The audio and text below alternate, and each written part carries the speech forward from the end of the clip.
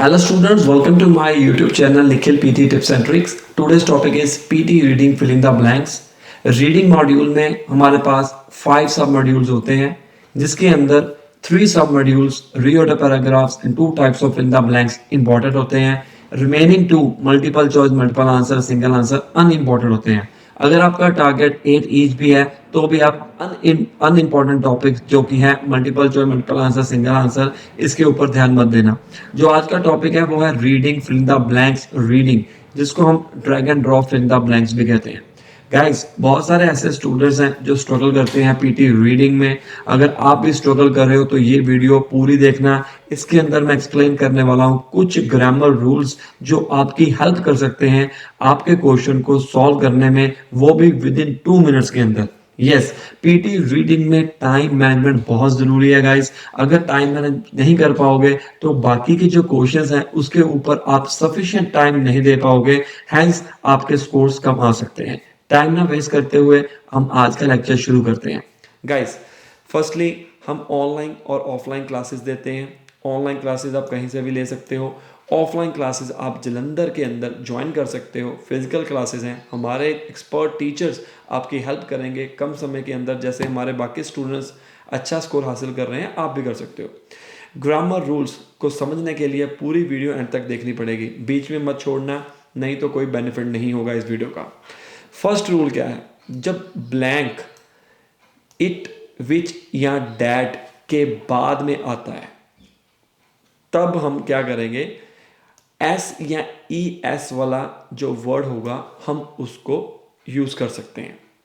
हम एग्जांपल तौर के ऊपर देखिए, इट रेन्स वर्ब के साथ एस या ई एस आएगा. जैसा कि मैंने कहा था, blank after it which that जब आएगा एस या ई एस वाला आएगा. जैसे कि विच का इस्तेमाल कैसे हुआ, द प्रोजेक्ट विच इन्वॉल्व्स, अगर इन विच आ गया तो एस ई एस वाला उसके पीछे आएगा. उसी तरह डैट आ गया जब, तब उसके पीछे एस या ई एस वाला दोबारा आएगा. तो ये एक पहला गोल्डन रूल होगा. सेकंड रूल, जब एंड का इस्तेमाल होता है, एंड का इस्तेमाल अगर होता है तो आप सतर्क रहना कि इसके अंदर आपको हर तरह से एक चुनौती मिलेगी जिसके अंदर आपको कंफ्यूजन क्रिएट हो सकती है.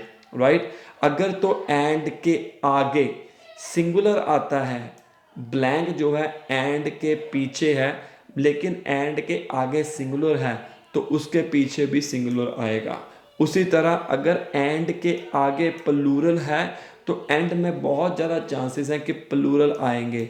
हैंस अगर कोई वर्ड एंड के आगे एस या ई एस वाला है तो एंड के पीछे जो ब्लैंक आएगा उसके बहुत हाईली चांसेस हैं कि उसके अंदर एस या ई एस आ जाए. अगर कोई डबल एल वाला आएगा, बहुत हाईली चांसेस हैं ब्लैंक जो आया है एंड के पीछे वो भी एल या ई एल वाला आ जाए. जैसे कि द कैट एंड डॉग, अब देखो ये कैटेगरी सेम है एनिमल्स की. स्टूडेंट्स एंड टीचर्स, देखो दोनों प्लूरल में आ गए और इसके अंदर कैटेगरी सेम है. ये एक सेकंड गोल्डन रूल हो सकता है आपके लिए. बहुत सारे ऐसे स्टूडेंट्स हमारे से पूछते हैं कि हम कैसे सॉल्व करें, ये आपको देखना पड़ेगा. अगर आपके स्कोर नहीं आ रहे, इन शॉर्ट आप उसको देख ही नहीं रहे हो, समझ ही नहीं रहे हो. रीडिंग इतनी मुश्किल नहीं होती है जितनी आप समझ लेते हो. थर्ड गोल्डन रूल, आर्टिकल्स की बात करूंगा. आर्टिकल्स कौन कौन से होते हैं? A and the. A blank after a and the is a noun or noun plus adjective. अब हम देखते हैं कि नाउन क्या होता है और एडजेक्टिव क्या होता है. सिंपल इंग्लिश में नाउन की परिभाषा simple name, city name, place name, कुछ भी हो, ठीक है, ये सारी चीज़ें आ सकती हैं. और एडजेक्टिव का मतलब क्या होता है, कोई पतला है, कोई मोटा है, कोई छोटा है, ये सारी चीज़ें इसके अंदर आ सकती हैं. अ टॉल बिल्डिंग, टॉल क्या है, एक तरह का एडजेक्टिव है, उसकी विशेषता बता रहा है, तो मतलब उसके पीछे नाउन या नाउन प्लस एडजेक्टिव आ सकता है. उसी तरह एन के पीछे इंटरेस्टिंग बुक, जिसके अंदर इंटरेस्टिंग एडजेक्टिव है, बुक जो है नाउन है. एन एलिफेंट, एलिफेंट जो है एक नाउन है. दी मूवी, मूवी नाउन है. तो इस तरीके के साथ आप ये 3 गोल्डन रूल अप्लाई करके अपना आंसर सॉल्व कर सकते हो गाइस। तो हम एक क्वेश्चन करते हैं जिसके अंदर पता लगेगा आपको कि इन रूल्स को हमने कैसे ढूंढना है इजी वे के साथ, ताकि हम इसका आंसर को चूज कर पाए। तो ये एक क्वेश्चन आपकी आंखों के सामने है, आपके पास 2 मिनट्स हैं, पहले आप अपना दिमाग लगाओ, फिर उसके बाद हम इसको एक्सप्लेन करते हैं।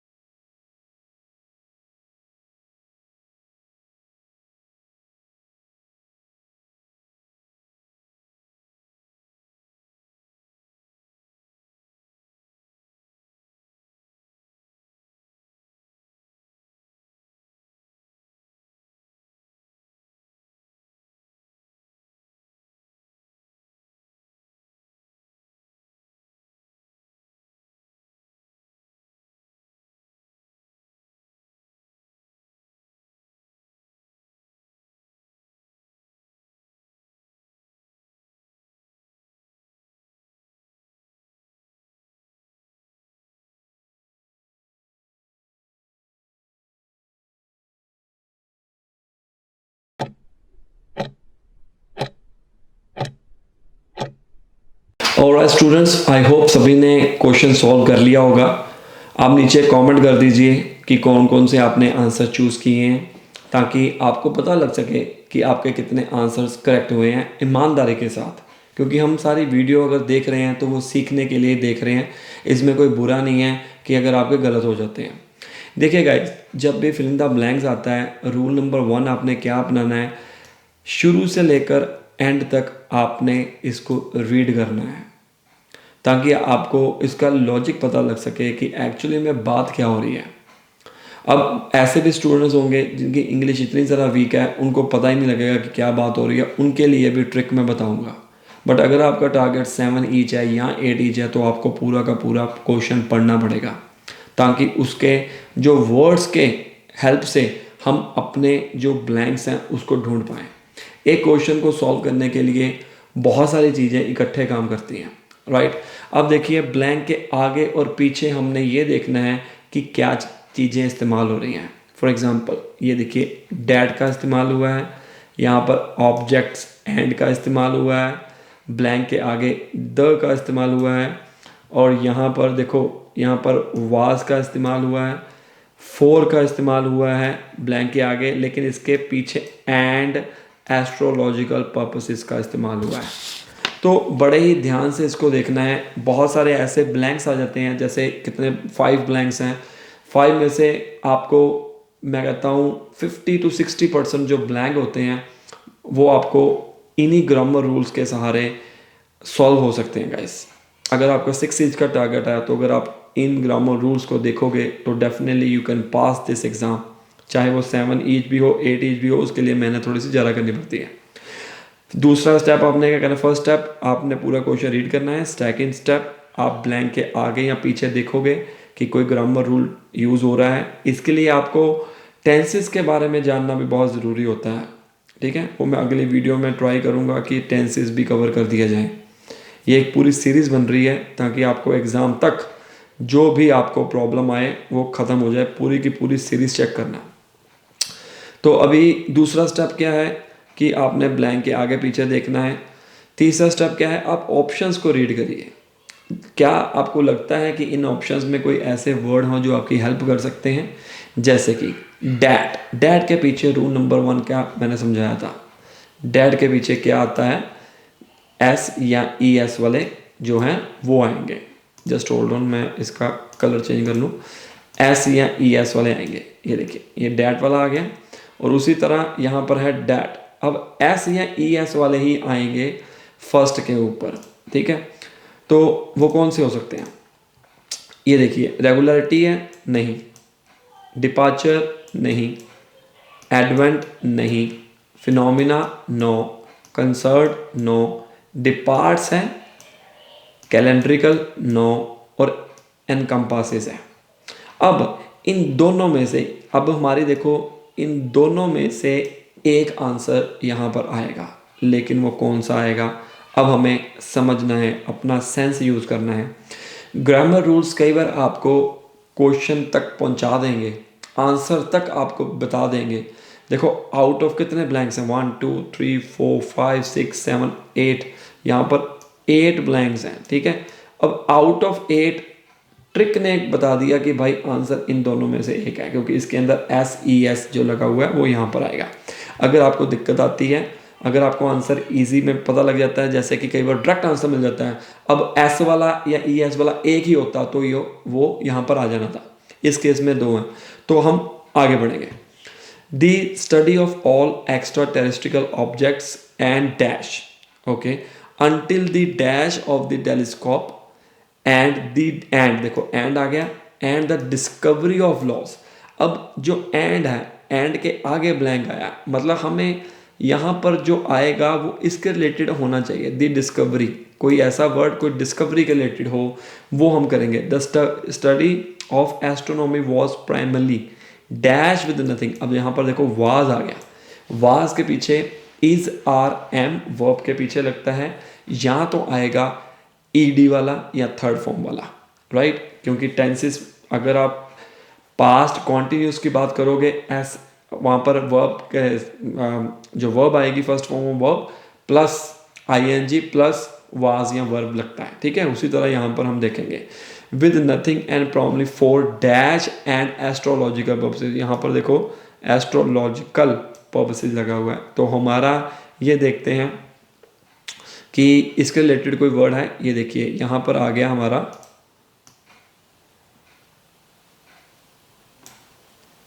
जो आया वो है कैलेंड्रिकल, तो यहाँ पर जो आएगा आंसर फिफ्थ में वो आएगा कैलेंड्रिकल, क्योंकि यहाँ पर लॉजिकल की बात हो रही है। उसी तरह हम आगे बढ़ें, यहाँ पर बात हो रही है डिस्कवरी की। अब डिस्कवरी के रिलेटेड कौन सा वर्ड है, रेगुलरिटी नो, डिपार्चर का मतलब होता है जाना, एडवेंट मुझे नहीं पता, फिनोमिना नहीं पता, कंसर्न थर्ड फॉर्म आ गई, डिपार्ट्स नहीं आएगा, ये उसके रिलेटेड नहीं है, एनकम्पासेस नहीं आएगा। मतलब हमारा जो ज़्यादातर वर्ड बनता है डिस्कवरी के रिलेटेड वो बनता है एडवेंट, एडवेंट। फिनोमिना एक हम कह सकते हैं कोई तरीका हो, एक ज़रिया हो, फिनोमिना हम उसको कह सकते हैं, ठीक है, तो वो इसके रिलेटेड नहीं आएगा। अब देखो astronomy is the science that dash the study of all, जो कि एक्सपैंड करती है, और उसके रिलेटेड डिपार्ट का मतलब होता है जाना, लीव करना, तो यहाँ पर तो कोई सेंस बन ही नहीं रही, तो यहाँ पर फर्स्ट में क्या आएगा एनकम्पासेस। अब हमारे पास कौन कौन से बचे, एक तो ये बच गया, दूसरे में क्या आएगा, एक तो ये बच गया, तीसरे में फोर्थ में क्या आएगा, राइट।